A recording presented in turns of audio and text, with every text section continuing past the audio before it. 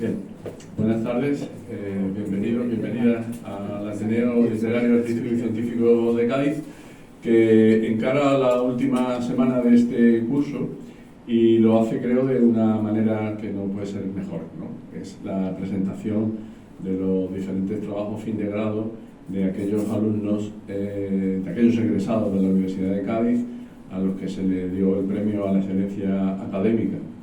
Ese premio se da conjuntamente con la Universidad de Cádiz, a través de la Cátedra Ateneo de la Universidad de Cádiz, que es un convenio que tenemos las dos instituciones, y que en definitiva el Ateneo, el objetivo último del premio es no solamente reconocer la excelencia, no por parte de la universidad, sino por parte de la sociedad civil. Es decir, de alguna manera reconocer por los gaditanos pues, qué están haciendo, qué labor llevan nuestros estudiantes y de alguna manera darla a conocer pues, a la sociedad en general, ¿no? También para que ellos se sientan reconfortados, en el sentido de, bueno, pues darle quizás para muchos el primer premio que van a obtener fuera de la universidad, y estoy seguro que son estudiantes que van a obtener muchos premios, bueno, egresados que van a obtener muchos premios a lo largo de su carrera, puesto que sus expedientes así lo avalan. Quiero agradecer la presencia de todos. Quiero agradecer a Manolo, al antiguo vicerrector de estudiantes, la cooperación siempre con nosotros para que estos premios se puedan ofertar, y por supuesto también a algunos de los directores de los trabajos fin de grado que van pasando por aquí. Muchas gracias por vuestra presencia y doy la palabra a la directora de la cátedra, profesora Amelia Rodríguez.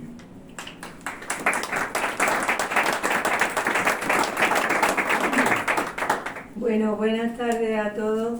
Bienvenidos a esta jornada de presentación de los trabajos fin de grado.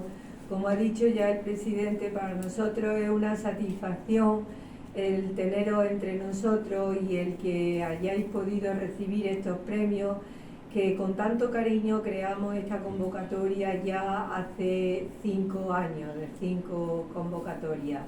Realmente sois los mejores dentro de la universidad y por tanto queríamos nosotros también tener un reconocimiento hacia vosotros, y como bien él ha dicho, es el principio de muchos de los reconocimientos que seguro que vais a tener y de muchas satisfacciones a nivel profesional.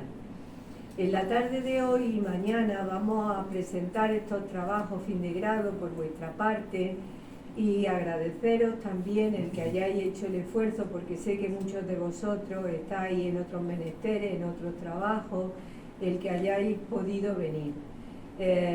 Ya nos hemos puesto, también quiero, aunque se me ha adelantado el presidente, agradecer muchísimo al vicerrector saliente, al profesor Manuel Landaluce, que durante todos estos años ha colaborado de una manera fantástica con nosotros y nos ha hecho súper fácil la selección y todo el proceso de la entrega y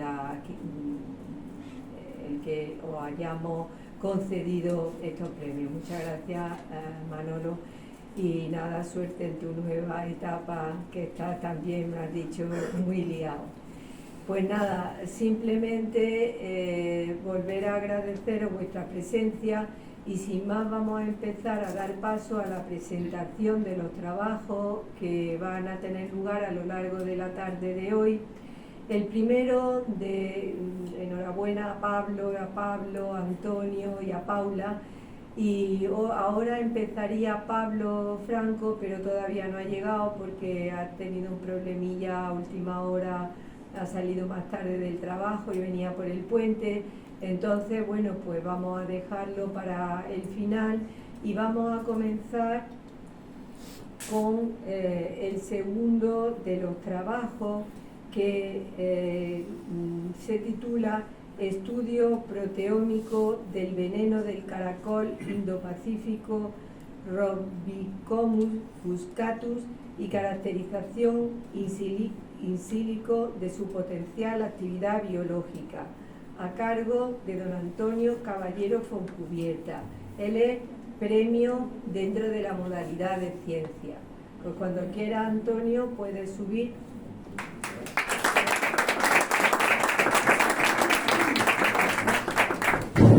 Vamos a dejar aquí, ¿vale? Mira, te sientas o de pie, más cómodo.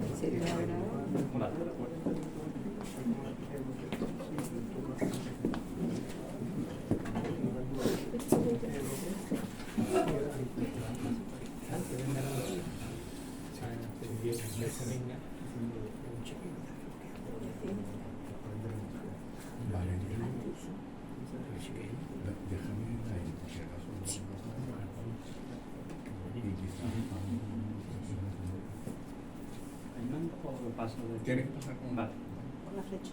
Vale.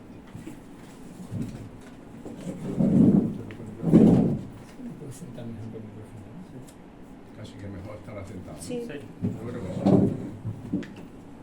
Apagado. El otro está encendido. Sí. Y ese no está encendido, ¿no? Sí. Ah, sí. Vale, sí. Pues cuando tú quieras.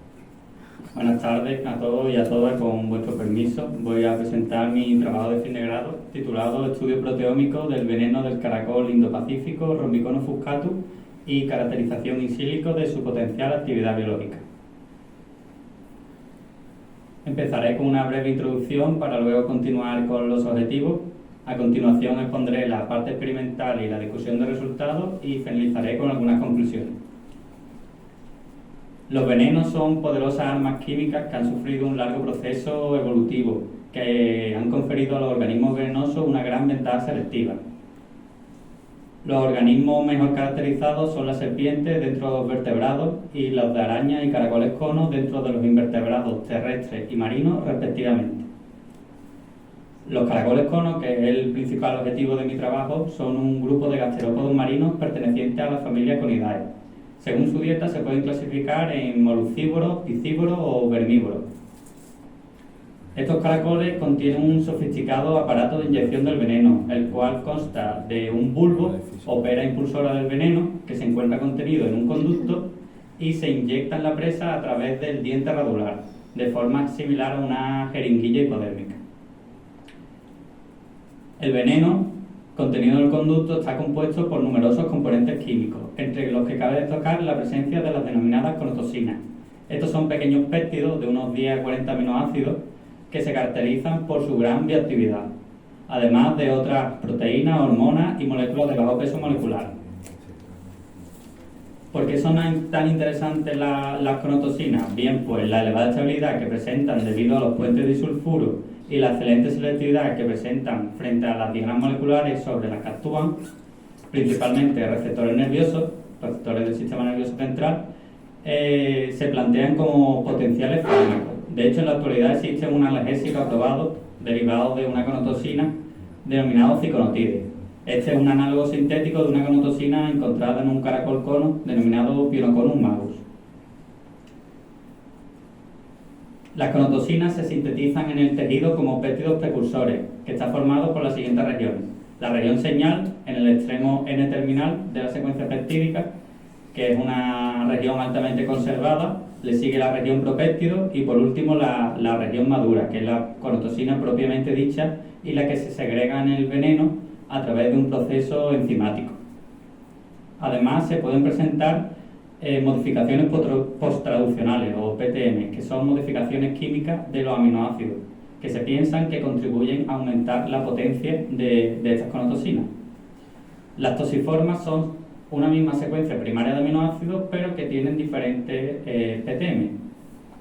Además, los caracoles cono tienen la capacidad de variar la composición del veneno inyectado en función de las necesidades de caza o defensa o en función de las condiciones ambientales a las que se someta el animal. Esto hace de las conotoxinas, junto a las toxiformas mencionadas anteriormente, un campo inmenso aún por estudiar. Tal es la cantidad de conotoxinas que se hace necesaria su clasificación siguiendo los tres siguientes criterios: secuencia del péptido señal, que agrupa las conotoxinas en las diferentes superfamilias; patrón de residuo de cisteína, que agrupa las conotoxinas en los diferentes frameworks; y diana molecular sobre la que actúa, que agrupa las conotoxinas en las diferentes familias farmacológicas. El presente trabajo de fin de grado se ha centrado en el estudio proteómico de dos especies de caracoles cono filogenéticamente afines, Rombiconus fuscatus y Rombiconus imperialis. De hecho, hay algunos autores que piensan que Rombiconus fuscatus es realmente una forma de Rombiconus imperialis, algo que se discutirá en este trabajo. Ambas son especies vermívoras que se alimentan de un grupo concreto de poliquetos marinos pertenecientes a la familia Amphinoidae, denominados gusanos de fuego. Estos poseen un sistema defensivo basado en neurotoxinas que causan un intenso dolor. El conducto del veneno de estas especies se encuentra regionalizado, es decir, se encuentra una parte proximal con un color más amarillento y una parte distal con un color más rojizo. Estudios proteómicos anteriores del veneno de Rombiconus imperialis se encontró que la parte proximal contiene la mayoría de conotoxinas destinadas a funciones de defensa, mientras que la parte distal estaría compuesta mayoritariamente por moléculas de bajo peso molecular, que el caracol cono utilizaría en una sofisticada estrategia de depredación que explicaré a continuación. El caracol cono, como se ve en la imagen, estaría lanzando los compuestos como la genuanina o el conozolimab, que, como se ve en la imagen, son estructuralmente parecidos a algunas feromonas sexuales de los gusanos, como el ácido úrico o el ogotiola. El gusano, al verse atraído por estas supuestas feromonas sexuales de los gusanos, facilitaría la dieta de los caracoles cono, y esta es la estrategia de depredación que utilizarían. Una vez los gusanos ya han sido atraídos por el caracol cono, este le inyectaría el veneno a través del diente radular, como he mencionado anteriormente, y ya estaría listo. El objetivo principal del presente trabajo es caracterizar el perfil proteico de cada región del conducto del veneno, la parte proximal y la parte distal, para Rombiconus fuscatus y Rombiconus imperialis, mediante técnicas de UHPLC masa y líquidos masa-masa. Este objetivo principal se complementa con una serie de objetivos secundarios, como son estudiar la variabilidad intraespecífica en la composición del veneno de las dos especies objeto de estudio, determinar si existe una composición diferenciada entre las partes proximal y distal del conducto del veneno y estudiar sus implicaciones ecológicas, comprobar si los resultados del perfil proteómico apoyan la hipótesis de que Rombiconus fuscatus y Rombiconus imperialis se tratan de dos especies diferenciadas, y por último abordar el estudio in silico de la estructura tridimensional de las conotoxinas, con el fin de determinar su potencial actividad biológica. Los dos ejemplares muestreados de Rombiconus fuscatus fueron muestreados en la isla Mauricio en una campaña realizada en 2022, mientras que los 3 ejemplares de Rombiconus imperialis fueron muestreados en una campaña realizada en Okinawa, Japón, en 2017. En las propias campañas se procedió a la disección del conducto del veneno y preservación en un líquido protector denominado RNA later hasta su posterior análisis ya en las instalaciones de la Facultad de Ciencias de la Universidad de Cádiz. Allí los conductos se liofilizaron a alto vacío para posteriormente cortarlos muy finamente, como se ve en el vídeo, hasta obtener una especie de polvo que se somete a unas microextracciones con ácido fórmico al 0,1% y los sobrenadantes se liofilizan para obtener los extractos que se envían a los análisis por UHPLC masa en los servicios centrales de la UCA y a su análisis por líquidos masa-masa en la Universidad de Valencia. Para los análisis por UHPLC masa se estudiaron un total de 10 muestras, 2 Rombiconus fuscatus distal, 2 fuscatus proximal, 3 imperialis proximal, 3 imperialis distal. Para líquidos masa-masa se reunieron muestras y se obtuvieron un total de 4, fuscatus proximal distal, imperialis proximal distal. Para la visualización de los cromatogramas y el cálculo de masa monoisotópica se utilizó el programa MZMine3, que permite el cálculo de las masas monoisotópicas mediante la fórmula que aparece en la imagen, donde M es la masa monoisotópica, M partido de Z es la relación masa-carga del primer pico del conjunto isotópico, y Z es la carga calculada como la inversa de la diferencia de la relación masa-carga entre dos picos contiguos del conjunto isotópico. El portal Conoserve se utilizó para cotejar las masas monoisotópicas obtenidas con el programa MZMine con el transcriptoma, que actúa a base de plantilla, a modo de plantilla. Para los análisis por líquidos masa-masa se utilizó el programa PIX, que permite el cotejo de estos análisis frente a una base de datos de conotosina. Las conotosinas identificadas tanto por líquidos masas como por masas-masa se sometieron a una modelización de su estructura tridimensional utilizando el programa AlphaFold 2, que es una inteligencia artificial. Posteriormente se visualizaron las estructuras tridimensionales de la conotosina con el programa Quimera y se realizó un estudio in silico de la posible reactividad de las conotosinas por comparación estructural. Pasando ya a la parte de resultados, cabe destacar que de las 31 secuencias que presentaba el transcriptoma que se utilizó a modo de plantilla, se identificaron un total de 28 secuencias, 19 por líquidos masa, lo que supone una cobertura del 61,3% del transcriptoma, mientras que por masas-masa se identificaron un total de 24, lo que supone una cobertura del 77,4%.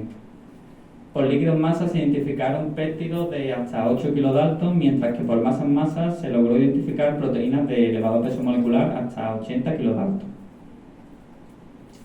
En cuanto a la variabilidad intraespecífica, resulta llamativo desde un inicio la similitud en los cromatogramas obtenidos mediante líquidos masa. Como he comentado anteriormente, los caracoles cono tienen una gran capacidad para variar la composición del veneno. Presenta una gran variabilidad intraespecífica, es decir, su composición del veneno es muy diferente, aunque se trate de la misma especie, pero en diferentes individuos su composición suele ser muy diferente y se refleja de forma mucho más directa en los cromatogramas obtenidos mediante líquidos masas, que suelen ser mucho más diferentes. Sin embargo, en este caso se aprecia un gran solapamiento de los picos. Estos son 3 muestras de Rombiconus imperialis parte distal y se aprecia un gran solapamiento de los picos. Esto se confirma mediante las conotosinas identificadas en cada individuo. Se estudiaron 2 individuos de Rombiconus fuscatus que presentaron un solapamiento de las conotosinas del 90%, mientras que Rombiconus imperialis el solapamiento resultó ser del 100%. A modo de contextualización, otros análisis de otras especies de caracoles cono, como Varioconus guanche, presentaban una variabilidad del 10-12%, mientras que aquí estamos hablando del 90-100%. Esta escasa variabilidad intraespecífica se puede explicar debido a la dieta tan especializada de estos caracoles cono. Como mencionado en la introducción, se tratan de unos caracoles cono que se alimentan de un grupo muy concreto de poliquetos marinos, los gusanos de fuego. Sin embargo, el resto de caracoles cono suele tener una dieta mucho más amplia, por lo que al tener que atacar sobre una mayor variedad de organismos, necesita tener una mayor variedad de conotosinas. Para estudiar las 2 variables, especie y región del conducto, se realizó un análisis por componentes principales, en el que se muestra la imagen, el diagrama de dispersión. Se observa como el componente principal 1 separa a las muestras correspondientes a Rombiconus fuscatus, representadas en color verde, respecto a las muestras correspondientes a Rombiconus imperialis, representadas en color amarillo. Mientras que el componente principal 2 separa a las muestras correspondientes a parte proximal, representadas con una flecha naranja, respecto a las muestras correspondientes a parte distal, representadas en color azul. Esto es un heatmap o mapa de calor de las intensidades normalizadas de las conotosinas identificadas por UHPLC masa para Rombiconus fuscatus y Rombiconus imperialis, y se aprecia cómo se agrupan las muestras en función de la región del conducto. Se observa cómo se agrupan las muestras correspondientes a parte proximal, representadas en color naranja, frente a las muestras correspondientes a parte distal, representadas en color azul. En esta gráfica se representan las masas monoisotópicas de los principales picos y las intensidades normalizadas, y se observa cómo las muestras correspondientes a parte proximal presentan masas monoisotópicas superiores respecto a los picos de la parte distal. Esto confirma la hipótesis de que la parte proximal contenga un mayor contenido peptídico, mientras que la parte distal esté compuesta mayoritariamente por moléculas de bajo peso molecular. Mediante líquidos masas-masa se identificaron un total de 139 secuencias, de las cuales 74 correspondían a proteínas de carácter general, 65 aconotosina. Dentro de las proteínas de carácter general, las más abundantes fueron las proteínas disulfuro isomerasa, las cuales son encargadas de catalizar la oxidación de los enlaces disulfuro. Y dentro de las aconotosinas, las más abundantes, las superfamilias más abundantes fueron la M, la T y la A. De las 31 secuencias que presentaba el transcriptoma, se identificaron un total de 28 a las que se sometió a un estudio in silico de sobreactividad utilizando el programa RUPL, que encontró coincidencias estructurales aceptables para 15 de ellas, a las cuales se realizó una búsqueda en UniProt, una base de datos de proteínas, para encontrar coincidencias con bioactividad conocida, resultando positivo para 4. A modo de ejemplo, se ilustrará una de estas 4 coincidencias. En color azul se representa la aconotosina identificada en el presente trabajo. Esta aconotosina ha sido identificada por la técnica de UHPLC masa, tanto en muestras de Rombiconus fuscatus como en muestras de Rombiconus imperialis. Esta aconotosina pertenece al framework 6.7, que es el framework que pertenece la aconotosina que mencioné en la introducción, ciconotide, el analgésico aprobado. Esta aconotosina se modelizó con AlphaFold, obteniendo un buen valor de calidad, un buen parámetro de calidad, que es el PLDT. A modo de ilustrativo, un PLDT mayor de 70 ya se considera una buena modelización. RUPI asemejó estructuralmente esta aconotosina a la capa aconotosina S2R11A, identificada en una especie de caracol cono denominada Lindaconus spurius. Esta aconotosina ha sido sometida a ensayos de bioactividad en ratones. Se le inyectó intracranealmente en los ratones y se comprobó que desencadenaba rigidez en ellos. Además, inhibía los canales de potasio dependientes de voltaje 1.2 y 1.6, los cuales pueden estar relacionados, según la bibliografía, como posibles analgésicos. Al haber identificado esta similitud en la estructura de la aconotosina, podemos proponer el estudio de la aconotosina identificada en el presente trabajo para su desarrollo como posible analgésico. A continuación, no su permiso, procedo a leer las conclusiones. Se ha caracterizado el perfil proteico de las partes proximal y distal del conducto del veneno de Rombiconus imperialis y Rombiconus fuscatus mediante UHPLC masa y líquido masa-masa, resultando ambas técnicas complementarias. Se ha encontrado una menor variabilidad intraespecífica de lo habitual en la composición del veneno, que puede estar justificada por la dieta tan especializada de estos caracoles cono. Se ha apoyado la hipótesis de regionalización del conducto, encontrándose en la parte proximal con mayor contenido en cortosina y la parte distal en moléculas de bajo peso molecular. La diferenciación de especies resulta complicada de demostrar a nivel proteómico, ya que al compartir dieta resulta muy probable que ambas especies presenten un perfil similar. Se ha propuesto un posible modo de acción para 4 aconotosinas identificadas en el presente trabajo mediante un estudio in silico. Por último, agradecer que me hayáis dado la oportunidad de poner aquí mi TFG. Muchas gracias.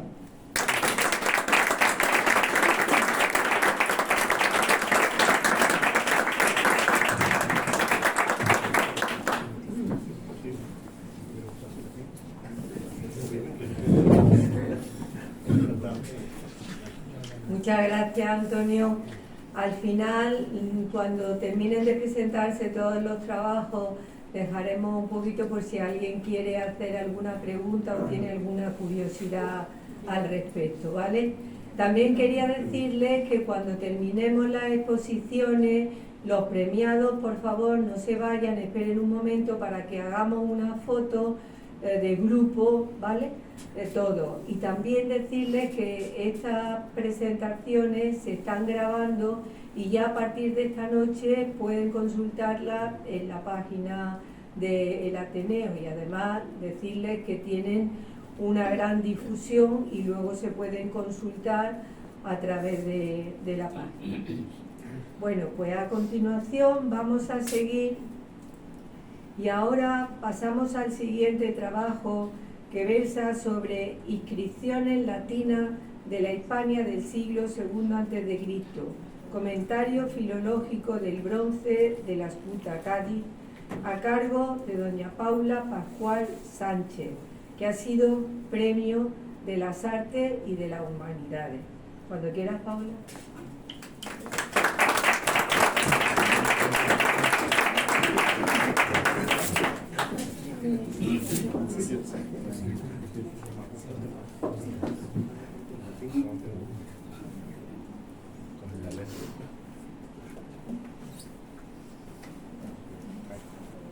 Sanferdense. Bueno, buenas tardes a todos y a todas y muchas gracias por venir y sobre todo gracias al Ateneo de Cádiz por concederme este premio y darme la oportunidad de presentar mi trabajo de fin de grado. Con vuestro permiso me dispongo a exponer mi proyecto titulado Inscripciones latinas en la Hispania del siglo II a.C. Comentario filológico del bronce de las Cutas, Cádiz.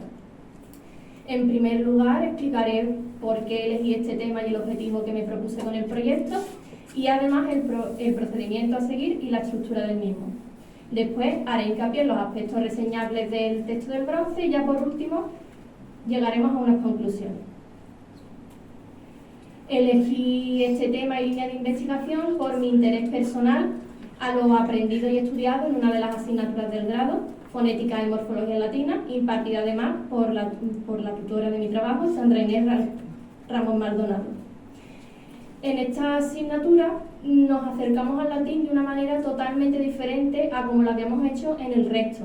Es decir, nos alejamos de la traducción y el comentario estilístico de los textos y tomamos como punto de partida inscripciones. A través de estas inscripciones lo que hacíamos era comentario filológico de las mismas y estudiábamos la evolución del latín de nuestra inscripción, objeto de estudio, al latín clásico, es decir, aquel latín perteneciente al siglo I a.C. y parte del siglo I después de Cristo. Un latín literario y estándar frente al latín vulgar o hablado. Tras conversaciones con mi tutora, decidimos que la inscripción idónea para este proyecto sería el bronce de las Cutas, más comúnmente conocido como Tabula Lascutana. Este es un importante documento epigráfico, puesto que desde su descubrimiento hasta la actualidad se ha estudiado desde el punto de vista de la historiografía y desde la epigrafía, y se ha dejado a un lado, no otorgándole la importancia que se merece, la perspectiva filológica. Y es por ello que el objetivo principal que me propuse con este trabajo fue realizar un comentario íntegro del texto de la tábula desde el punto de vista de las diferentes parcelas de la lingüística y sobre todo desde el punto de vista de la filología clásica. Así podría determinar el carácter, teniendo en cuenta que es una inscripción arcaica, el carácter innovador o arcaizante del propio latín usado en la tábula. También cabe decir que esta es una inscripción muy importante, puesto que es el documento epigráfico de contenido jurídico más antiguo del mundo romano, incluso más antiguo que el conocido Senatus Consultum de Bacchanalium, datado del 186 a.C., y es además la inscripción más antigua de Hispania. El procedimiento a seguir fue la recopilación de distintos trabajos pertenecientes al siglo XIX por una parte y a la actualidad por otra. ¿Por qué del siglo XIX? Pues porque fue la época en la que fue descubierta esta inscripción en una zona alrededor de Alcalá de los Gazules y de Jerez de la Frontera, y además fue la época en la que fue llevada a Francia de una forma que hoy en día no consideraríamos legal. En cuanto a la estructura, tras partir de unas cuestiones preliminares, ya nos adentramos en el estudio de las distintas áreas de la lingüística que serían nuestro objeto de estudio. El texto que vemos arriba es la transcripción directa del texto del bronce. Abajo tenemos mi propia transcripción al latín clásico y en esta diapositiva, tras el latín clásico, tenemos mi propia traducción. Lucio Emilio, hijo de Lucio, imperator, decretó que los siervos de los astenses que habitaran en la torre de las Cutas fuesen libres y ordenó que, del mismo modo, poseyeran y disfrutaran del territorio y el núcleo urbano que en ese momento habían poseído, mientras fuera voluntad del pueblo y el Senado romano, dado en el campamento 12 días antes de las calendadas de febrero. Pasemos pues a los aspectos reseñables del bronce de acuerdo con las distintas áreas de la lingüística. Empezando por los aspectos gráficos, Es importante reseñar que es la primera inscripción latina en la que aparecen representadas gráficamente las consonantes geminadas, es decir, consonantes dobles. Si bien no de forma sistemática, puesto como podéis ver, las formas posedicent y used que aparecen subrayadas no aparecen representadas gráficamente, a diferencia de aquellas formas que no aparecen subrayadas. Este hecho es un hecho que se diferencia del Senatus Consortium de Bacchanalius, en la que no aparecen representadas gráficamente. En cuanto a los aspectos fonéticos, el primero a reseñar es el oscurecimiento de la O breve final, en U, lo cual se mantendrá durante toda la época republicana y además trascenderá, aparte de la época imperial, en aquellos casos en los que la O va precedida de una U semivocal. También es de reseñar que hay una cuidada notación de los diptongos AI, EI y OU, en una época en la que ya se estaba produciendo su evolución o su monostongación. Si bien el diptongo EI es utilizado de forma anómala para representar tanto una E breve como una E larga. En el caso de imperator, donde representaría una E breve, su anomalía reside en que muy probablemente esté de por medio la introducción de la mano del lapicida. Lapicida, pues que poco conocedor del latín de Roma y de la pronunciación real romana, añadió a última hora una I por extensión analógica al resto de las formas que en el texto sí tienen el diptongo EI. En estos casos el diptongo es etimológico, si bien conservador, porque ya como hemos dicho, en aquella época el diptongo EI se pronunciaba monostongado. Esto también explica el caso de Decreuit. En esta forma tenemos una ultracorrección, pues la E larga de este verbo no corresponde con la segunda fase de evolución del diptongo EI, sino que es originariamente larga. También encontramos la notación de las consonantes finales M y S, lo que nos indica que esta inscripción pertenece a esa corriente culta y literaria cercana a la época clásica. Este hecho además está relacionado con la costumbre de no pronunciar las M y las S finales del latín vulgar, que es una característica que posteriormente heredará el andaluz. Si bien aparecen notadas las consonantes M y S, la consonante D, que debería aparecer en las formas turri y lacutana, no aparece. Este es otro hecho que contrasta con el Senatus Consultum de Bacchanalius, en el que sí aparece notada gráficamente. Y ya por último es de destacar la forma imperator, pues encontramos la grafía etimológica en vez de la grafía fonética y clásica que es imperator. Pasando ya a los aspectos morfológicos, lo único a reseñar en esta inscripción es la forma turri, que es una forma metida en el latín clásico, además de la forma turre, siendo esta la originaria al tratarse de un tema I. Solo que en muchos sustantivos esta I dio paso a la E por analogía a los temas en consonante. También favorecida esta evolución por la evolución de im a en el caso acusativo. En cuanto a los aspectos sintácticos, cabe decir que es un texto que se atiene a la norma clásica, puesto que no utiliza construcciones y expresiones que después quedarán en desuso en la época clásica. En primer lugar, podemos ver que se utilizan las construcciones de referencia de ciertos verbos impresivos que son dequerno y jubeo.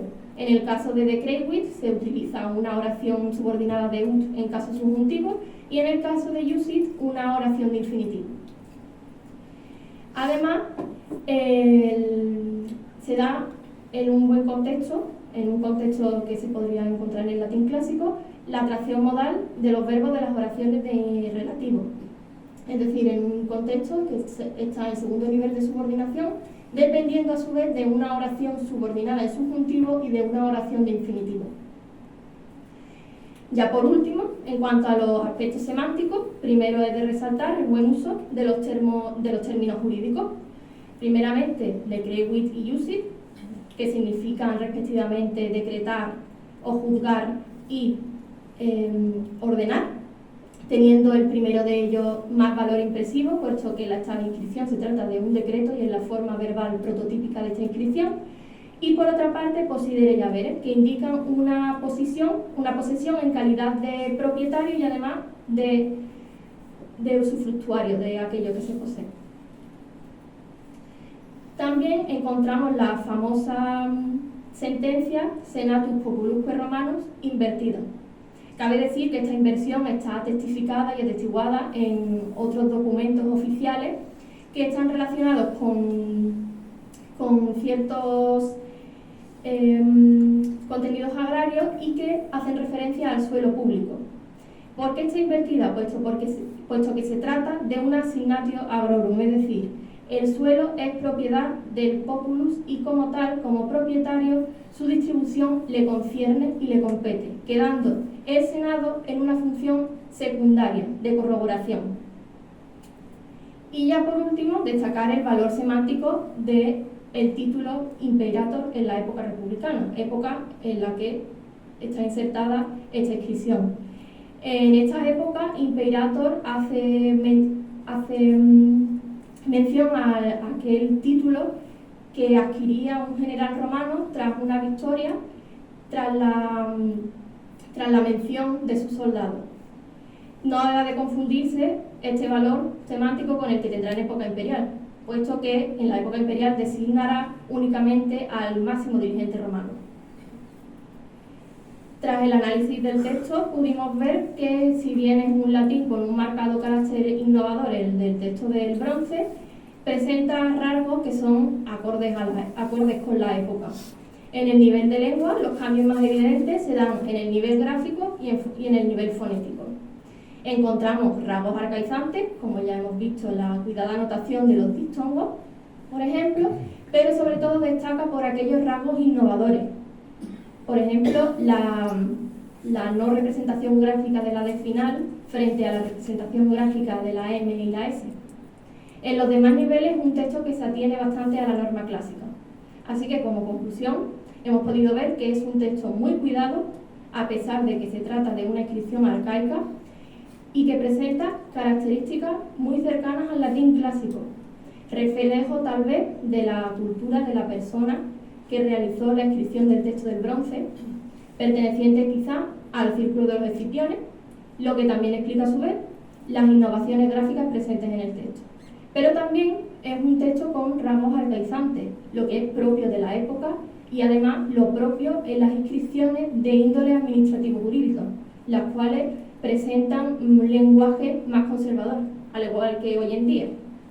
Y bueno, también con este trabajo espero que se ponga en valor, por fin, este bronce, puesto que a pesar de ser un documento importantísimo, no solo para el estudio de la lengua latina, sino para el propio conocimiento de la historia de Hispania, es muy poco conocido por la población y que por fin lo podamos disfrutar en nuestro territorio.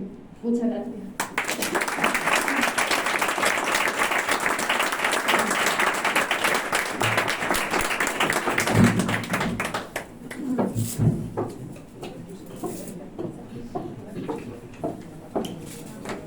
Bueno, muchas gracias, Paula, igual que a Antonio antes. Vamos a continuar con nuestro tercer trabajo de esta tarde, que también es muy interesante y que habla sobre las retóricas latinas complutenses del siglo XVI, hacia la edición digital de la carta dedicatoria de la retórica Institutio de Martín Segura, y corre a cargo de don Pablo Moreno Basadre, que ha sido a tesis también premiado en la modalidad en Arte y Humanidades. Cuando quieras, Pablo.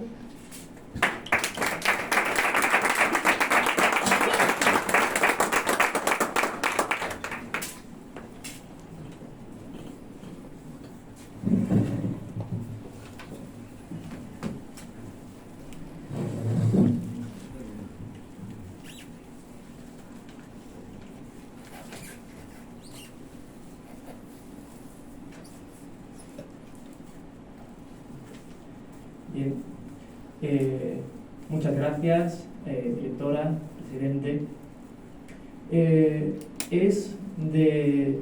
Resulta una obligación para nosotros agradecer, en primer lugar, al Ateneo Científico, Artístico y Literario de Cádiz, así como a la Cátedra Ateneo Universidad de Cádiz.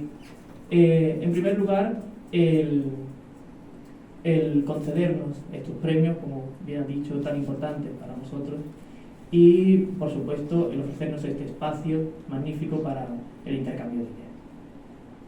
El trabajo que hoy expondré se titula Las retóricas latinas complutenses del 16 hacia la edición digital de la carta dedicatoria de la Retórica Institutio de Martín de Segura, tutelado por la profesora doña María Violeta Pérez Custodio, aquí presente, sin cuya minuciosidad sencillamente estar hoy aquí sería imposible.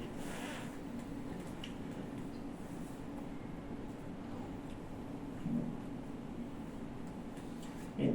Dividiremos la exposición en 3 bloques, más conclusiones. Uno primero, dedicado a la presentación de las vinculaciones y los objetivos del trabajo. Uno segundo, en el que se hará un esbozo de la figura del humanista Martín de Segura, el matutense. Y un último, que será el cuerpo central de la exposición, dedicado a la presentación de nuestra edición de la carta dedicatoria al príncipe Felipe de Austria. Bien, este trabajo toma como referencia al grupo de investigación Elio Antonio de Nebrija, de la Universidad de Cádiz, liderado por el profesor don José María Maestre, y también toma como referencia a su aportación editorial a la colección de textos humanísticos palmirenos, y tampoco fue resultado este proyecto de un solo año de trabajo, aquel curso pasado en el que se expuso este trabajo, sino que fue fruto de una colaboración ya de ciertos años como alumno colaborador con la profesora Pérez Custodio, en el que pude aprender el uso del gestor de referencias Zotero, lo cual evolucionó hacia una mayor colaboración en un proyecto de innovación docente y digital sobre recursos y herramientas para la edición crítica digital, dirigido por el profesor don Antonio Dávila Pérez. Estos esfuerzos fueron generosamente recompensados con una beca de colaboración del Ministerio de Educación, disfrutada durante el curso 2022-23, y todo ello converge en nuestra edición de esta Retórica Institutio de 1589. Una edición que, como veremos, será doble. Por un lado, la edición Traducción y Notas, y por otro, la edición académica digital, que luego veremos de qué se trata. Bien, de la figura de Martín de Segura apenas se conoce su lugar de nacimiento, las cátedras que ocupó en la Universidad de Alcalá y las obras que publicó durante su vida. Sobre su gentilicio nos lo proporcionan sus 2 obras, la gramática y retórica, que más adelante veremos, el gentilicio de matutense o matuteo, lo que nos remite sin duda alguna al pueblo de Matute en La Rioja, así como una alabanza a la ciudad de Logroño, la Laudatio Lucroni, que se encuentra en una de sus obras. En la Universidad de Alcalá de Henares ocupó en 1570 la cátedra menor de retórica, y en 1584 ya ostentó la cátedra principal, puesto que había sido ocupado por figuras de la talla de Alfonso García de Matamoros en 1550 o Alfonso de Torres en 1572. Durante su vida, que sepamos, publicó 2 obras, una gramática y una retórica, en este caso la Gramática Institutio, un manual de retórica en 1580 en Alcalá de Henares, en los talleres de Juan Íñiguez de Lequerica, y vio 2 ediciones más, una en 1586 y otra en 1589, ya en el taller de Antonio Botán. Este dato es muy interesante, quedémonos con él, ya que la dedicó, este manual de gramática, como digo, al infante Don Diego, hermano mayor del infante Felipe de Austria, que sería futuro Felipe III, pero que falleció tristemente 2 años más tarde, en 1582. en 1589 publicó su obra retórica, la Rhetorica Institutio, un manual de retórica en 6 libros, igualmente en Alcalá de Henares, en el taller de Lequerica, y vio una sola edición. Y en este caso la dedica al infante Felipe, futuro Felipe III. La dedica a través de una carta, y en este caso es esta carta a Felipe III la que hemos editado para nuestro trabajo. Pero claro, en el transcurso de este año igualmente hemos tenido la oportunidad de traducir la carta de la Gramática Institutio, la carta al Príncipe Diego, y además hemos podido compararlas retóricamente por poseer características muy afines y estar construidas de una forma paralela, por tener objetivos muy similares, dedicar un manual de gramática para la instrucción del príncipe heredero, etc.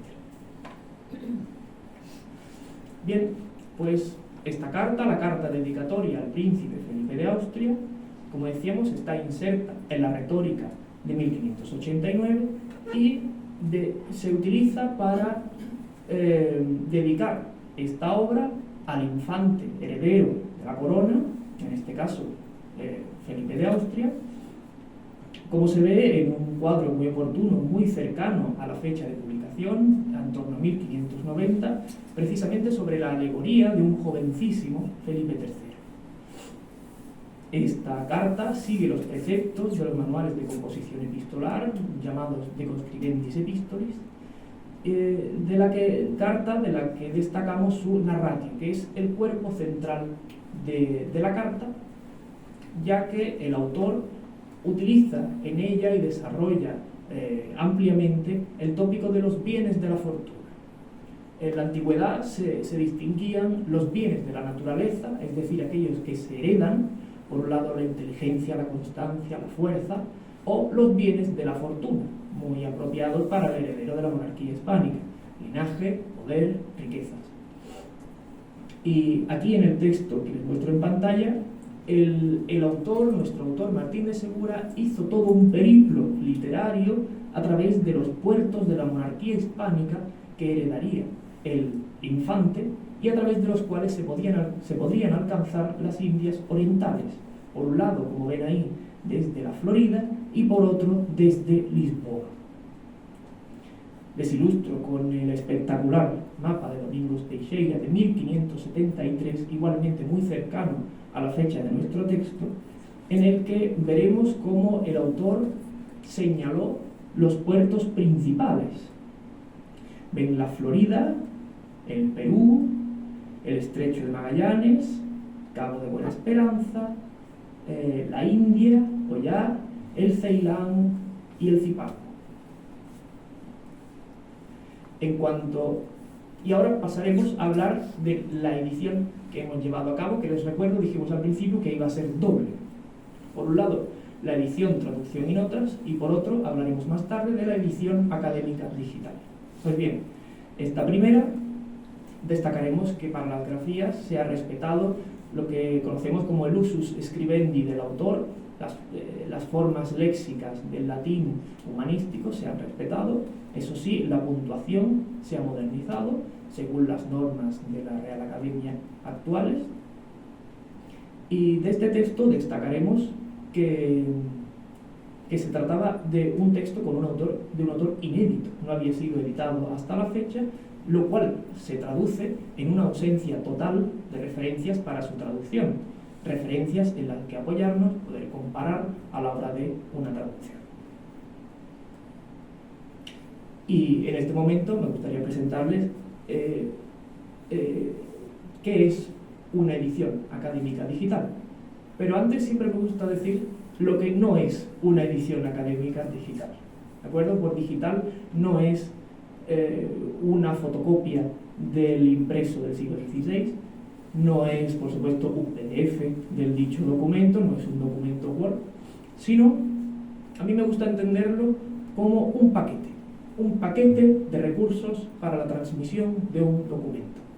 Este paquete que contiene un código informático, las fuentes primarias, es decir, los impresos del siglo XVI, y un motor de búsqueda que nos permita trabajar con todos estos datos digitalizados.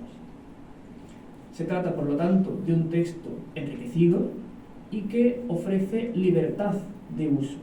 Es decir, puede usarse libremente, puede circular con total libertad, siendo una de las premisas de la edición académica digital, citando, por supuesto, autoría.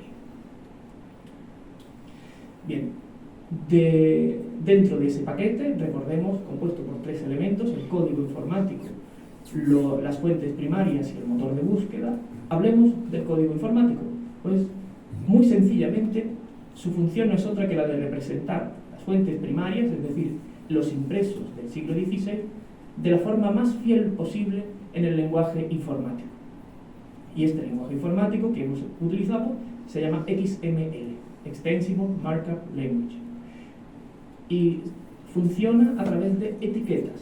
Etiqueta, marca, agrupa los elementos que resultan relevantes para la investigación. Estos elementos pueden ser nombres de persona, nombres de lugar, topónimos, fechas, elementos paratextuales, pequeñas glosas, notas en torno al impreso, y incluso habiéndolo llevado nosotros más allá, hemos podido marcar incluso elementos retóricos de composición del texto. Ahí ven cómo sería el ejemplo de una etiqueta de persona, ¿vale?, para Martín de Segura. Y bien, llegados a este punto, me gustaría mostrarles cuál es el resultado de estas ediciones académicas digitales, no sin antes agradecer la colaboración y la generosidad infinita del profesor don Antonio Dávila Pérez, auténtico arquitecto de esta edición digital. Entramos en la página web de su proyecto de colaboración, eDigital, introducción a las herramientas y recursos para la edición crítica digital, y aquí, bajo la atenta mirada de este San Jerónimo, verán... perdón.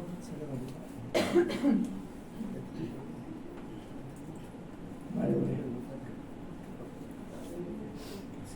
Ahora te lo subo. No, pues se ha podido bloquear.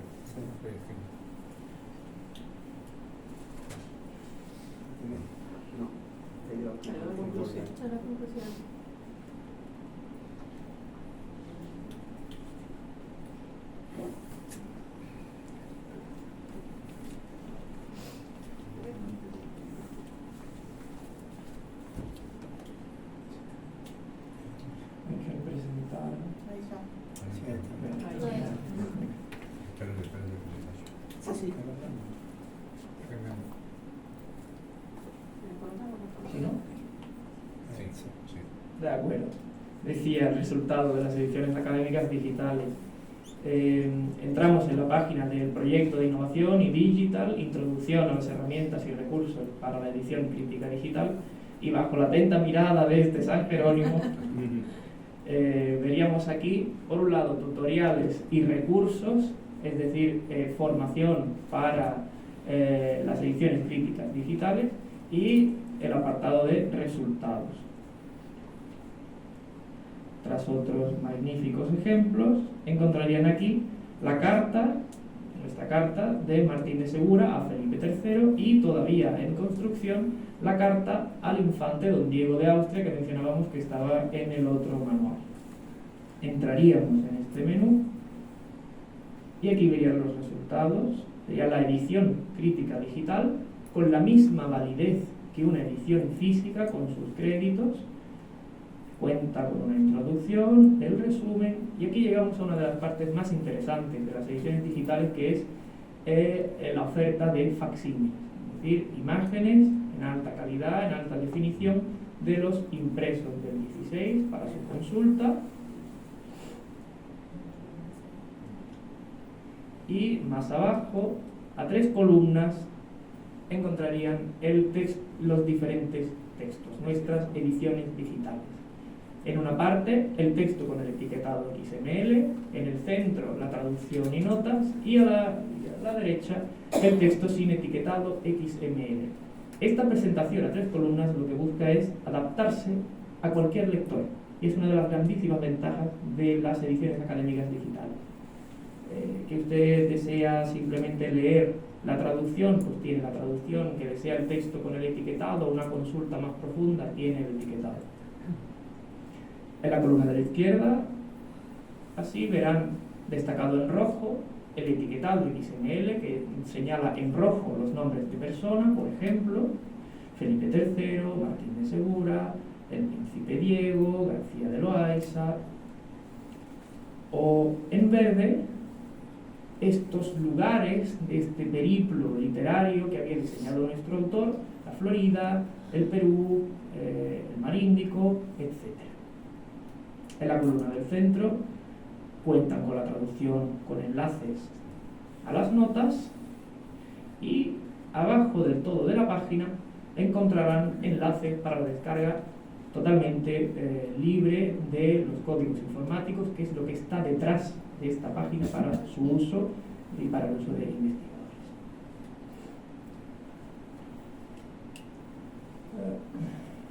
Sí, tengo que cambiar yo.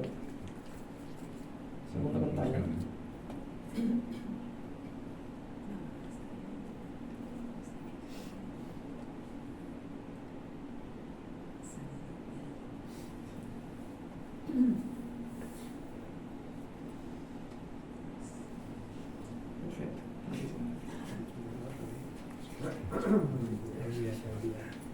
Y en fin, por tanto, este trabajo ha ofrecido una organización de los materiales dispersos de un autor ciertamente maltratado por la crítica, la traducción de un texto hasta la fecha inédito, ha constatado la presencia de elementos retóricos de interés en el texto, destacando cierta calidad literaria en el texto, y esto es muy importante, ha constatado la afinidad cada vez mayor y más necesaria entre las ciencias de la filología clásica y las ciencias informáticas bajo el lenguaje XML. En definitiva, ha ofrecido una propuesta de difusión facilitada y enriquecida de un texto humanístico español, siendo este el último objetivo de este trabajo, que era su difusión universal y libre. Muchas gracias.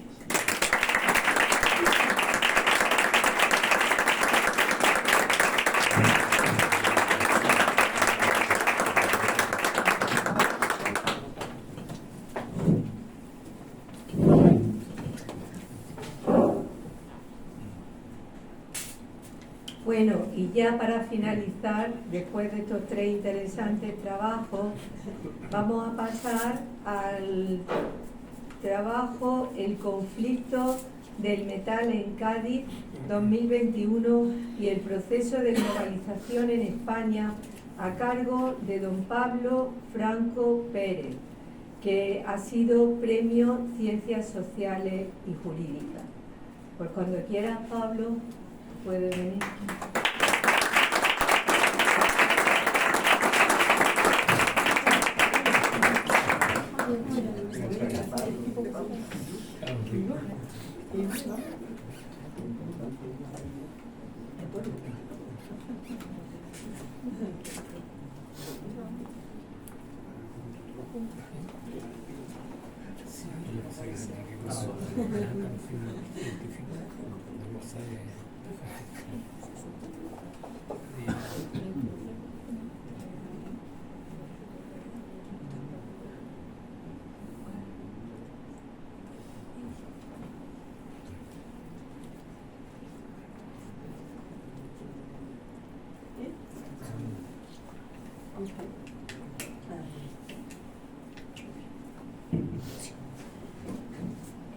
Bueno, buenas tardes, sobre todo darle las gracias al Ateneo por este premio y bueno, sin más demora porque son dos trabajos, entonces para ir un poquito más rápido, ¿de acuerdo?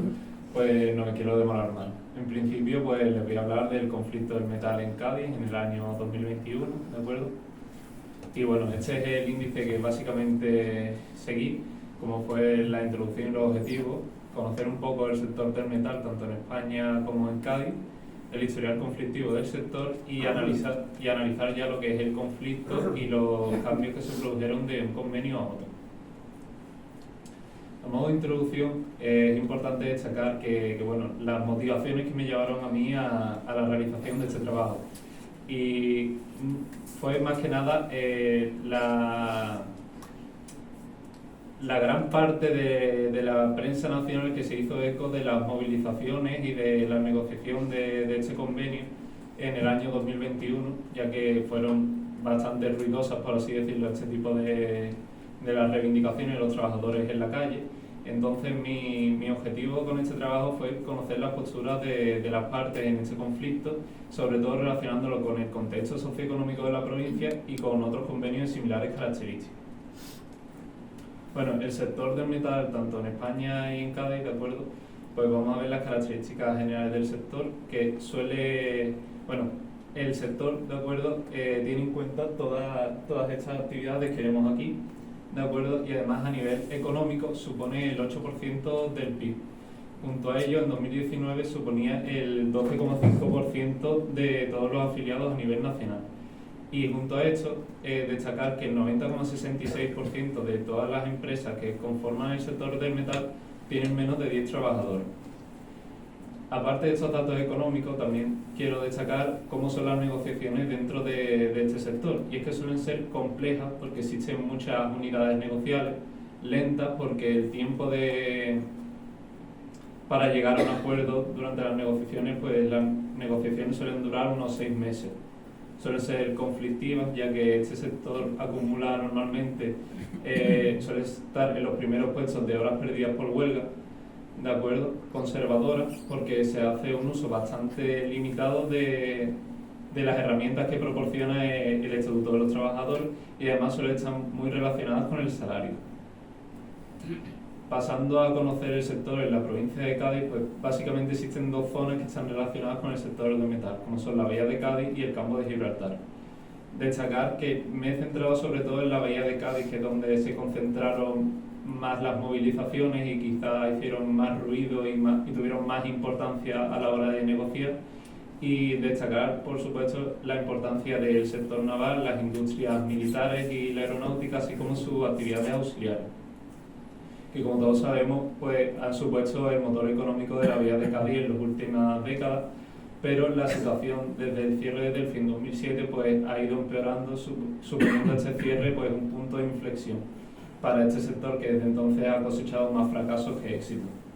Y bueno, retomando lo que les comentaba anteriormente de la conflictividad en este sector, como podemos ver en este cuadro, las horas perdidas por huelga del sector del metal suponen el 92,55% de todas las horas perdidas por huelga en el sector de la industria, lo cual es un porcentaje altísimo y prácticamente casi la mitad del total de horas perdidas por huelga en todos los sectores.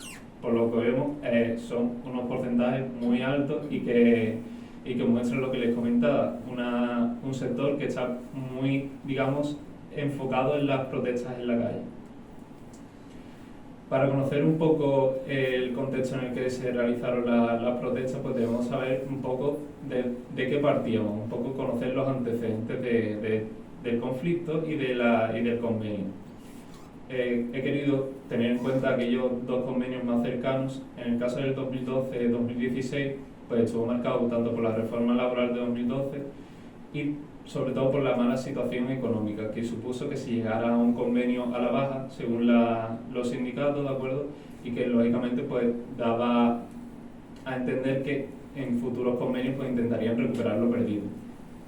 Y si nos centramos ahora en el convenio provincial 2017-2020, pues bien, estuvo marcado por una cierta mejora en la economía y también se mejoró el convenio anterior, pero siguió habiendo ciertas reivindicaciones por parte de los trabajadores enfocadas en recuperar lo perdido y en el cumplimiento también de lo pactado, que es otro tema que adelante trataré. Y por supuesto, durante la duración y la vigencia de este convenio, pues la incidencia del COVID-19 pues, fue bastante notable, igual que en el resto de sectores, y en este caso pues aumentó bastante los costes de producción. Si nos pasamos ahora a analizar el conflicto, para tener un poco también una contextualización previa, teniendo en cuenta la provincia de Cádiz, pues bien, como todos sabemos, Cádiz tiene una tasa de paro altísima, bastante por encima de la media nacional, y las tasas de temporalidad también son bastante altas. Si bien es cierto que está en la media de Andalucía, no deja de ser un dato bastante preocupante. Y bueno, también destacar que en 2019 la provincia de Cádiz era la que menor PIB per cápita tenía, con 18.502 euros. Eso, unido a que el sector industrial pues supone más o menos el 10% del total de afiliados a la Seguridad Social dentro de la provincia, y como vemos en el gráfico 4, el salario medio del sector de la industria en Cádiz está bastante por debajo de la media española. Junto a esto, destacar, como ya les comentaba antes, el incumplimiento de ciertas empresas que hacen de manera casi sistemática del convenio y que ha provocado que hubiera cientos de notificaciones ante la Inspección de Trabajo debido a este tipo de irregularidades. Pasando también a hablar sobre otra serie de factores externos que influyeron en la negociación, pues bien, existe básicamente dos factores externos. El primero de ellos es el que se refiere a los concesionarios de automóviles y los talleres de reparación de vehículos. Y es que ciertas asociaciones de empresarios, como son Asoreca o Acoauto en el caso del convenio anterior y Fedecauto en el actualmente vigente, pues pretendían que se anulara o bien el convenio o bien se quitara, por así decirlo, del mismo aquella referencia a los concesionarios de automóviles y talleres de reparación de vehículos. Petición que fue denegada, por supuesto, por el Tribunal Superior de Justicia de Andalucía y posteriormente por el Tribunal Supremo. Y ocurriendo con Fedecauto, pues lo mismo en el convenio actual. Lo que se refiere a la ultraactividad del convenio, ¿de acuerdo? Estaba bastante limitada debido a que la reforma laboral de 2012 estableció una ultraactividad limitada a un año, por lo cual vencería en septiembre de 2021. Lo que supuso una cierta incertidumbre en los negociadores debido al marco regulatorio que estaría vigente durante esas negociaciones y que también condicionó la esperanza, por así decirlo, era sabido, ¿de acuerdo?, que iba a haber una próxima reforma laboral que cambiaría este aspecto, como finalmente fue con el Real Decreto Ley 32/2021 del 28 de diciembre, que establece que la ultraactividad pues pasa a ser de manera indefinida. Pasando ahora a hablar de la evolución del conflicto, al llegar a no estar las partes en ningún punto que pudieran acordar, ¿de acuerdo?, UGT y comisiones obreras pues proceden a llevar el conflicto a la calle mediante una huelga, ¿de acuerdo?, en la que hubo un gran seguimiento de los trabajadores y tras varias jornadas de reuniones sin éxito, ¿de acuerdo?, intervino el Consejo Andaluz de Relaciones Laborales para intentar acabar con la huelga y que las partes se pusieran de acuerdo a petición de la Consejería de Empleo de la Junta de Andalucía. Las negociaciones que se llevaron a cabo fueron bastante duras, con unas reuniones bastante largas y con unas reivindicaciones en la calle por parte de los trabajadores que estuvieron marcadas por los cortes de carretera, las barricadas e incluso con enfrentamientos con las fuerzas de seguridad. Aunque finalmente se llegó a un acuerdo el 24 de noviembre de 2021, tras unas 12 horas de reunión, ¿de acuerdo?, finalmente pues se desconvocó la huelga y dando por finalizada tanto la huelga y llegando a un acuerdo. Para hablar un poco de los cambios respecto a un convenio con el otro, más allá de lo que es el simple nombre, ¿de acuerdo?, algunos pluses se vieron ampliados de un convenio a otro, especialmente los de trabajos penosos, tóxicos y peligrosos. Hubo cierto incremento salarial que se fija en un 2% anual más el 80% del IPC. Es decir, si el IPC se situara en un 3%, el incremento salarial sería un 2,8%. Si nos centramos ahora, como ya les comentaba, el tema de que había algunas empresas que no cumplían con todo el convenio, ¿de acuerdo?, pues se crea una comisión para el control y el seguimiento del acuerdo, destinado sobre todo a la vigilancia de la eventualidad, el control horario, las horas extras y el abono de los retrasos, que son los aspectos más conflictivos en esos incumplimientos. Y bueno, y en temas de igualdad, pues se implementa un protocolo para la prevención del acoso sexual y por razón de sexo en el trabajo, y además pues se implementan dentro del articulado del convenio ciertos aspectos relacionados con la maternidad y la lactancia. A modo de comparativa con otros convenios del mismo sector en otras provincias, he querido tener en cuenta aquellos aspectos que fueron más conflictivos a la hora de las negociaciones. Y he querido tener en cuenta aquellos convenios que tuvieran la misma naturaleza y que fueran próximos en el tiempo, es decir, aquellos que estuvieran centrados entre 2020 y 2022, ¿de acuerdo? Y en los que tuvieran una importancia de la industria naval dentro de su demarcación. En lo que se refiere a los salarios, como vemos en la columna en naranja y en verde, Cádiz se sitúa entre los mejores pagados y son categorías, digamos, profesionales que a priori pueden acumular mayor número de trabajadores y que necesitan una menor cualificación. Sin embargo, si nos centramos en aquellas categorías que a priori necesitan una mayor cualificación y que tienen menor número de trabajadores, Cádiz se sitúa en la parte media-baja de la tabla que he realizado estudiando los convenios que, como comentaba, tenían importancia en la industria naval. Otro tipo de aspectos a tener en cuenta son las pagas extraordinarias. Normalmente se establecen dos, en Huelva llegan a ser 3 y en Cádiz son estas 4. Julio-diciembre, una mitad de marzo y otra mitad de octubre y otra que va prorrateada en las pagas ordinarias. Respecto a las horas de trabajo anual, pues Cádiz se sitúa en la media de todos los convenios estudiados, con 1.748 horas, y respecto a los pluses de trabajo penoso, tóxico y peligroso, existen dos vertientes. Hay convenios que optan por establecerlo mediante un porcentaje del salario base, que puede ser el 20, 25 o 30% en función de las circunstancias consideradas, o bien optan por establecer una cantidad determinada que varía en función del convenio y de las circunstancias, y bueno, Cádiz opta por esta segunda vertiente. En lo que se refiere al régimen disciplinario, que era algo que los empresarios querían implementar, hay algunos convenios que sí que lo incluyen expresamente en su articulado, pero que se limitan básicamente a citar lo que dice el convenio a nivel nacional. Y hay otros convenios que no hacen referencia expresa a este aspecto.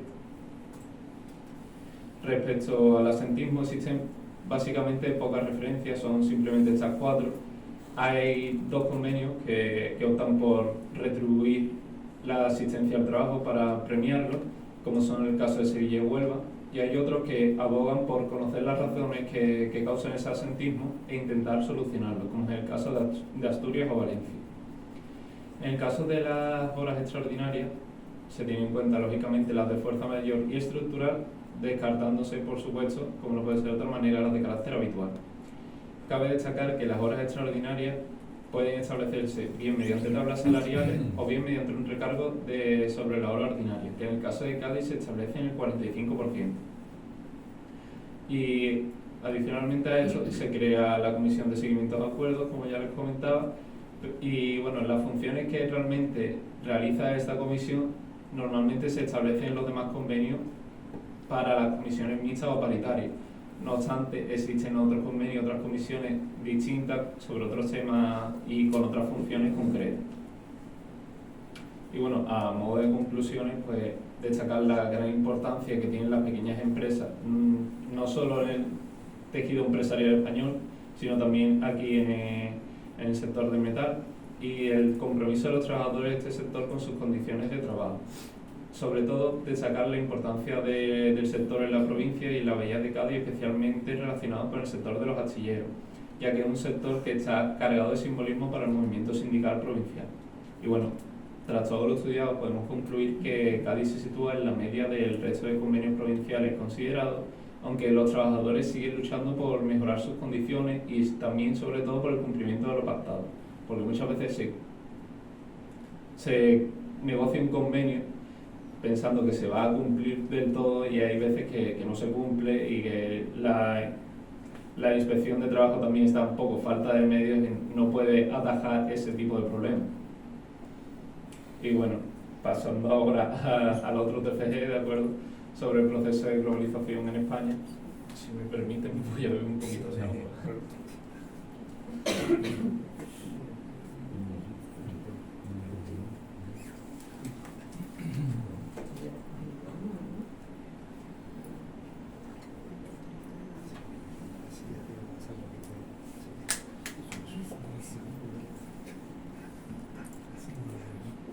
Pasando ahora a hablar sobre el proceso de globalización en España, Pues bueno, he seguido este índice que básicamente, aparte de la introducción y las conclusiones, pues consta del marco conceptual, un poco hablando de lo que sería la globalización y luego pasando a la evolución de la globalización tanto a nivel mundial como a nivel español. Modo de introducción, podemos decir que la globalización no es algo nuevo, pero sí que es importante en nuestros días, ya que es una característica destacada de la sociedad y del discurso contemporáneo. La concepción más moderna de la globalización la sitúa en la década de 1990. No obstante, existen referencias a este concepto en épocas anteriores. La globalización sería un conjunto de varias dimensiones y conceptos que juntos forman lo que puede entenderse por la misma. Y bueno, el objetivo de este trabajo ha sido analizar el proceso de globalización para España y su evolución desde mediados del siglo XX hasta la actualidad, con la utilización del índice de globalización COP y además pues comparar los valores obtenidos con los de la media global y con países de nuestro entorno. Bueno, los orígenes de la globalización, pues bien, Martín Cabello identifica principalmente 4 posturas de los orígenes del proceso de globalización. La primera es aquella que lo sitúa con su nacimiento en las primeras civilizaciones humanas, debido a la propensión natural del ser humano al intercambio. La segunda concepción es aquella que considera que nace con la primera modernidad europea, en los siglos XV y XVI, cuando se creaban los imperios transoceánicos y que empezaba a crearse el primer comercio a nivel planetario. Respecto a la tercera postura, es aquella que considera que nace con la revolución industrial, con una primera y una segunda modernidad entre 1870 y 1914 y otra después de 1945, y que tiene especial relevancia por los avances técnicos que se dan durante esos años.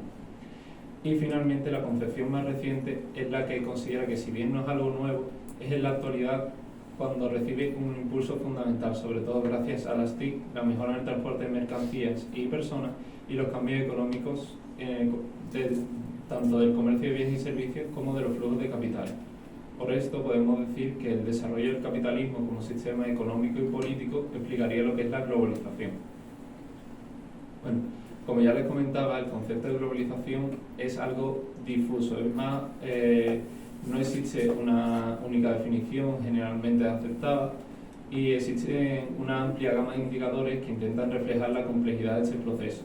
Casi todos los autores coinciden en este conjunto de elementos y dimensiones que juntos formarían lo que es la globalización. Serían estas 6 dimensiones, como podemos ver aquí: económica, social, política, tecnológica, cultural y ambiental, que se dividirían a su vez en 4 niveles: nacional, regional, local, nacional, regional y mundial.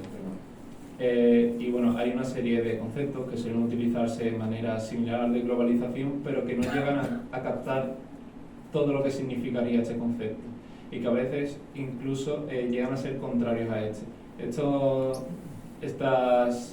conceptos similares serían los de internacionalización, liberalización, universalización y occidentalización. Bien, pasando a cómo se mediría la globalización, existen 2 tipos de indicadores: los individuales y los compuestos. Los indicadores individuales son elaborados por entidades de carácter público e internacional, como podemos ver aquí, y que tratan de medir circunstancias muy concretas. Si nos centramos en los indicadores compuestos, estos tratan de elaborar sus indicadores en base a los datos obtenidos por las organizaciones anteriormente mencionadas, y normalmente las organizaciones que elaboran estos indicadores compuestos suelen ser centros de investigación, investigadores independientes o incluso ONGs. Entre todos ellos, el que más destaca es el índice de globalización COP, que fue creado por Dreher en 2006 y posteriormente se ha ido actualizando. Y principalmente tiene en cuenta esas 3 globalizaciones: económica, social y política, que a su vez la económica se divide en comercial y financiera y la social en interpersonal, de información y cultural. Todas ellas a su vez tienen 2 vertientes: la vertiente de hecho y la vertiente de derecho. La vertiente de hecho es aquella que está más relacionada con la actuación de los individuos y la actuación de las empresas, ¿de acuerdo? Y la vertiente de derecho estaría más condicionada por la actuación de los estados. A modo un poco de conclusión de esta parte, ¿de acuerdo? Podemos decir que las consecuencias de la globalización por lo general son positivas, ¿de acuerdo? Porque Potravke, al hacer una revisión de más de 100 estudios empíricos, confirma que el índice de globalización COP, aparte de ser el más utilizado, llega a esta serie de conclusiones, y es que la globalización ha mejorado la igualdad de género y los derechos humanos, ha propiciado la desregulación del mercado de crédito, de la propiedad de los bancos y de los controles de las tasas de interés. Además, junto a esto, destacar que los gobiernos no socavaron el gasto y mantuvieron las tasas impositivas, y que la globalización propicia el crecimiento económico, y además el PIB per cápita y la globalización están cointegrados. Destacar también que no todas las consecuencias de la globalización son positivas, ya que la globalización ha supuesto un aumento de la desigualdad de rentas dentro del país, y existe una cierta desprotección del empleo de los trabajadores empleados regularmente, aunque por lo general podemos decir que las consecuencias de la globalización son positivas en su gran mayoría. Pasando a hablar de la evolución de la globalización a nivel mundial, he querido hacer esta serie de tablas en base al índice de globalización COP, que bueno, en el índice general, como podemos ver, el top 10 son países europeos. Si nos referimos ahora a la globalización económica, podemos ver que empiezan a aparecer países con una gran capacidad económica, pero reducidos en tamaño, como puede ser, por ejemplo, Singapur o Luxemburgo, Malta, Chipre. Y lo que se refiere a la globalización social, siguen apareciendo países con reducidas dimensiones, como puede ser Hong Kong o Macao, y como vemos, los peor situados son países todos en la globalización social del continente africano. Lo que se refiere a la globalización política, el top 10 vuelve a ser europeo, destacando la posición de España en la posición número 5. ¿De acuerdo? Y como vemos, los peor situados son países con una población bastante reducida y, como vemos, también con unas puntuaciones bastante bajas. Si queremos estudiar un poco la evolución del índice de globalización general y sus tres dimensiones, vemos como en el índice general las vertientes de hecho y de derecho convergen a mediados de los 90, y desde entonces la vertiente de derecho ha sobrepasado la de hecho. Esto es debido a los avances que se ha dado básicamente en lo que es la legislación a nivel nacional de todos los estados considerados. Si nos centramos ahora en la comparativa entre el índice general y la globalización económica, vemos como a partir de 2007-2008, con la crisis económica, la globalización económica queda prácticamente estancada en los años siguientes. Al contrario, ocurre con la globalización social, que crece por encima a partir de esos años del índice general. Y si nos centramos en la globalización política, pues prácticamente podemos decir que ha ido de la mano con el índice general. Pasando ahora a conocer estos tres tipos de globalización económica, social y política, y dividiendo sus vertientes de hecho y de derecho, vemos como la globalización económica siempre ha ido la vertiente de hecho por encima de la de derecho. Eso, como les comentaba antes, es debido a que las entidades privadas y los sujetos privados pues tienen una respuesta más rápida que los estados en temas económicos. Y por eso pues esa diferencia. En lo que se refiere al índice de globalización social, en sus vertientes de hecho y de derecho, vemos como la vertiente de hecho siempre ha ido la vertiente de derecho siempre ha ido por encima de la de hecho, debido a como les comentaba, en la actuación de los estados, que dependen bastante de la globalización social y la globalización política. Sobre todo en la globalización política, ese cambio, esa mejora en la vertiente de hecho por encima de la de derecho, se da desde mediados de los 90, como comentaba anteriormente en otras diapositivas, por los avances en la legislación. Situando y viendo ahora el papel de España en la globalización en general, vemos que en lo que se refiere al índice general COP, pues está en el puesto número 13 de 196, en la globalización económica pasa al 32, en la social al 38, y como vimos anteriormente, en la globalización política se sitúa en el puesto número 5.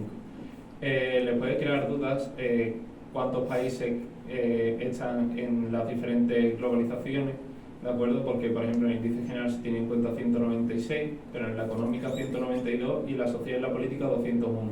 Esto es debido a que hay ciertos países o territorios, por así decirlo, que no tienen en cuenta, que se tienen en cuenta en unos aspectos de la globalización y otros en los que no, porque suelen ser a priori territorios no reconocidos o de los que no hay datos. Por ejemplo, el tema de Kosovo, por ejemplo, hay países que lo reconocen y países en los que no. Este sería un territorio que se tendría en cuenta para algunos y otros que no, o aspectos, o por ejemplo, países muy recónditos que no se tienen datos concretos de este tipo de aspectos que se tienen en cuenta en las diferentes globalizaciones.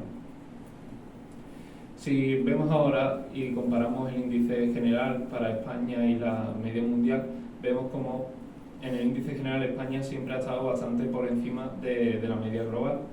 En la globalización económica eso no siempre ha sido así, ya que es a partir de la llegada de la Constitución en 1978 que España empieza, digamos, a estar más globalizada económicamente, y es desde entonces cuando ha crecido más en la globalización económica, sobre todo desde principios de 1990, que es cuando más se ha distanciado con la media mundial. Si nos fijamos, tanto en la globalización social como en la política, siempre ha estado bastante distanciada con la media global, ya que hemos sido siempre un país bastante destacado en lo que es la globalización, tanto a nivel social como a nivel político. Y bueno, comparando los valores para España, de acuerdo con países de nuestro entorno, como pueden ser Francia, Alemania, Italia, Grecia o Portugal, en el índice general nos situamos por debajo de países como Francia o Alemania, pero con valores bastante similares a los de Portugal o Italia, y un poco por encima también de países como Grecia. Si nos centramos ahora en la globalización económica, España se situaría en el cuarto puesto por debajo de países como Francia, Alemania o Portugal, pero con cierta diferencia con Italia o Grecia. Si nos centramos ahora en la globalización social, España vuelve a recuperar, por así decirlo, esa tercera posición después de Francia o Alemania, con una puntuación bastante similar a la de Portugal y Grecia, distanciándose un poco más de Italia. Y si nos centramos ahora en la globalización política, prácticamente Francia, Alemania, España e Italia han tenido unos valores bastante similares, sobre todo en los últimos aspectos, en las últimas décadas, distanciándose algo más de países como Portugal o Grecia. Y bueno, a modo de conclusión y sin querer extenderme mucho más, la globalización, como ya les comentaba, tiene gran relevancia en la actualidad, pese a no ser algo nuevo. Y es el índice más utilizado, el índice de globalización COF, el que además es el que he utilizado en este trabajo, ¿de acuerdo?, para estudiar los efectos de la globalización a nivel mundial y a nivel español. Y bueno, la mayoría de consecuencias de la globalización, como ya les comentaba, son positivas. Y bueno, a modo de conclusión también he querido añadir la evolución que ha sufrido España durante los 50 años considerados por el índice de globalización COP, que como vemos, el índice general ha crecido en 35 puntos, sobre todo la globalización económica es la que más ha crecido con 40 puntos, y bueno, la globalización social ha evolucionado menos, y sobre todo en la que menos ha evolucionado es la globalización política, pero sin embargo es en la que mejor se sitúa, tanto a nivel mundial como a nivel europeo. Y bueno, por lo general podemos decir que España es un país bastante globalizado, muy por encima de la media global y bastante en consonancia con nuestro entorno, con cierta diferencia con países como Francia o Alemania, pero no está muy alejada de ello. Y ya, hasta aquí.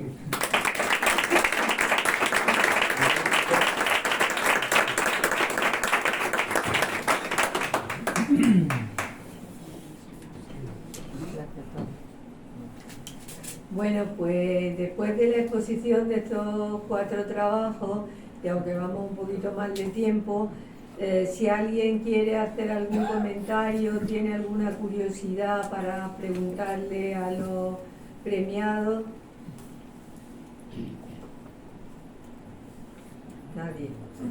Bueno, pues darle a todos las gracias por su asistencia, a los premiados por el premio y desearles pues mucho éxito profesional en el futuro y recordarles que esta noche estará ya la presentación en la página y que nos vayáis, que nos vamos a hacer ahora una foto todos juntos allí en el escudo del Ateneo, ¿vale? Muchas gracias a todos.